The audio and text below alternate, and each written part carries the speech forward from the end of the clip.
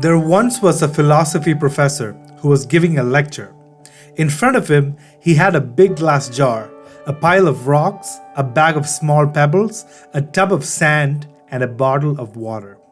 He started off by filling up the jar with the big rocks, and when they reached to the rim, he held it up to the students and asked them if the jar was full. They all agreed there was no more room to put the rocks in. It was full. "Is it full?" he asked. He then picked up the bag of small pebbles and poured these in the jar. He shook the jar so that the pebbles filled the space around the big rocks. "Is the jar full now?" he asked.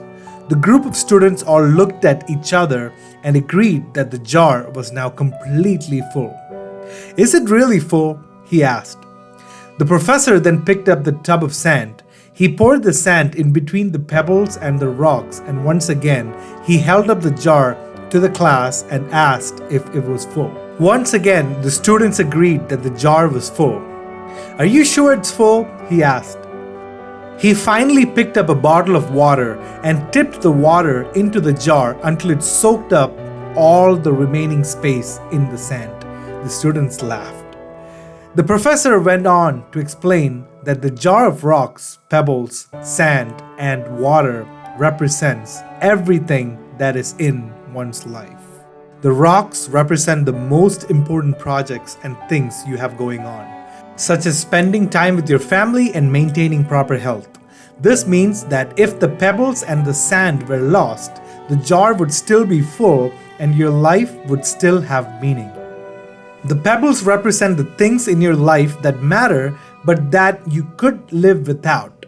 The pebbles are certain things that give your life meaning, such as job, home, hobbies, friendship, but they are not critical for you to have a meaningful life. These things come often and go and are not permanent or essential to your overall well-being. The sand represents the remaining filler things in your life and material possessions. This could be small things such as watching television, browsing through your favorite social media site, or running errands. These things don't mean much to your life as a whole and are likely only done to waste time or get small tasks accomplished. The bottle of water represents negativity. When you pour the bottle of water into the jar, it makes the entire jar wet. Water makes the rocks, the pebbles, and the sand wet. Similarly, when negativity enters your life, it will ruin everything. So prioritize what's important, identify the rocks in your life, and protect it.